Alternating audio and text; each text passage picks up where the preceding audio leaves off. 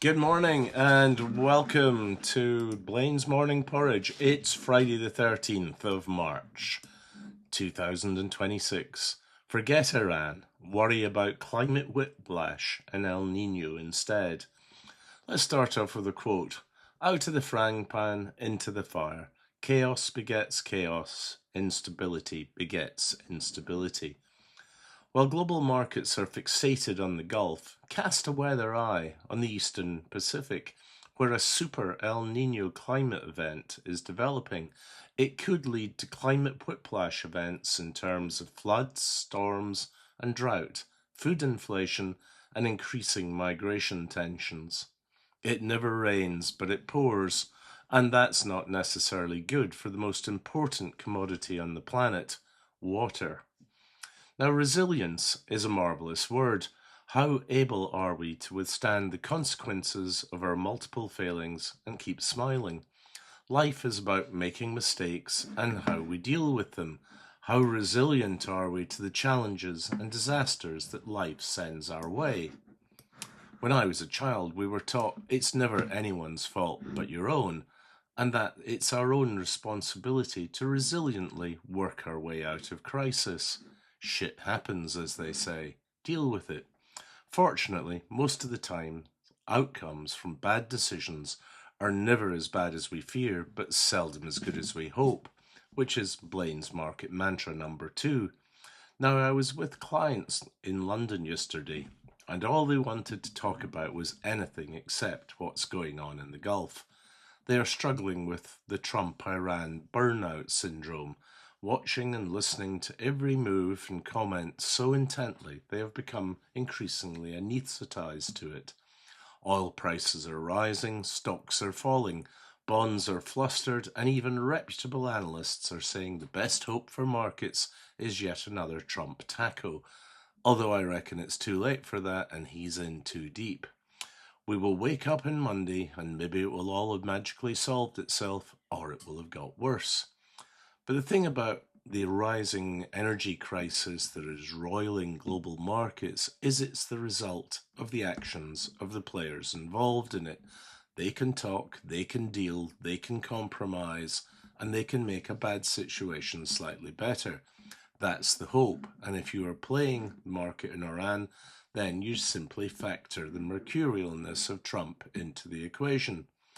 But there are other kinds of crisis where the momentum is very different, where talking about it isn't going to solve it. Natural disasters like an earthquake or a volcano, or long-term change like climate warming. We can feel an earthquake and watch a volcano. Therefore, we know they are very real, and even though they're not our fault, we will have to deal with the consequences. But climate warming, well, that's differently. That's different. So yesterday I talked to my Board of Iran clients about climate change. Surely not, you're thinking. All that ESG nonsense is behind us. Donald Trump says climate warming's a hoax, and he is the bigliest clever man on the planet after all. What if, perish the thought, that what if Trump is wrong? Actually, it doesn't even matter. If the Earth is getting warmer, then it's getting warmer, and we will have to deal with the consequences. So earlier this week, I was very intrigued to read about the expected Super El Nino event that's developing in the eastern equatorial Pacific. El Ninos occur when the surface waters of the Pacific warm up, weakening the usual trade winds that blow north and south around the Earth's middle. In a Super El Nino, the sea temperatures become exceedingly warm, triggering a greater magnitude of climate effects. And as any data scientist will tell you, the greater the magnitude of change, the more likely the system is to turn chaotic. Now, the US Climate Prediction Center, which is part of the US National Oceanographic and Atmospheric Administration, was brave to put out a prediction of an El Nino. Last year, Trump fired thousands of workers from the Federal Emergency Management Agency, FEMA, and he is known to be skeptical about NOAA. Will he close them down completely for their temerity? It was once thought that Super El Ninos were rare 3 sigma events, occurring once or twice per century. But as climate science has developed, the numbers have risen to maybe 3 or 4 times a century as the research has developed. But they appear to be becoming even more frequent. The last one was just 10 years ago, and it led to record temperatures around the globe. Climate scientists reckon that the one developing now could be a whole magnitude bigger than the last one in 2016, and that caused drought across nations to the west, like India, Southeast Asia, Australia, and South Africa, while it caused flooding to the east across the Americas and East Africa. It triggered a slew of agricultural crises as rice and wheat production fell, and the largest fishery on the planet, anchovies off the west coast of South America, was gutted because ocean currents get diverted, leading to food price inflation. As weather conditions worsen and food becomes scarce, then forced migration becomes an issue and a potential conflict point. In 2023 and then 2024, well, these were the successively warmest years on record. If the climate scientists are right, 2027, when the full El Nino kicks in, could be even warmer as this thing will develop through the remainder of this year. 2025 was the third warmest year on record, and that was because there was a La Nina, the opposite of El Nino, where the eastern Pacific cools. Now that trend has reversed. The medium-term trend highlights that the last few decades have become increasingly warm. Now that's not climate hoax, that's fact. Inconvenient, and that'll peeve Trump's truth. Al Gore was right. Scientists have come up with a new way to describe the potential consequences of extreme weather events. They're now calling it climate whiplash. It describes how extreme fluctuations in the weather between more powerful and frequent storms, floods and droughts, and increasingly violent climate events could put billions of lives at risk. And that fits all our usual descriptions of chaotic events, how bounded numbers start to break out of their prescriptive norms, triggering new and unforeseen consequences. And as weather patterns become less predictable, planning to address the consequences becomes less effective.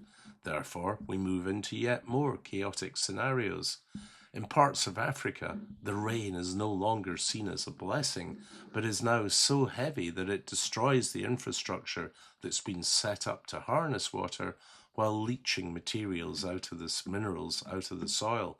It's triggering massive internal migrations away from the floodplains into already overcrowded cities or into nature reserves. The core issue is water, more or less of it. And what there is being more destructive. Alongside that are the consequences of growth and rising populations, overusing current water resources, depleting water reserves, and causing increasingly polluted rivers to run dry. A recent UN climate report on global water bankruptcy made the point we're beyond water stress and crisis for much of the planet, and a Super El Nino event may make things even worse. And it's not just happening in the third world. One of the key crisis points is the southwest USA, where the Colorado River runs dry and its reservoirs have become the clearest example yet of overpromised water. Some of the numbers around water are absolutely terrifying. 70% of major aquifers are in decline. 30% of glaciers have melted in the last 50 years. 4 billion people, that's half the global population, face water scarcity. 50% of global food production is produced in water-stressed regions, and 2 billion people live in drought-stressed regions.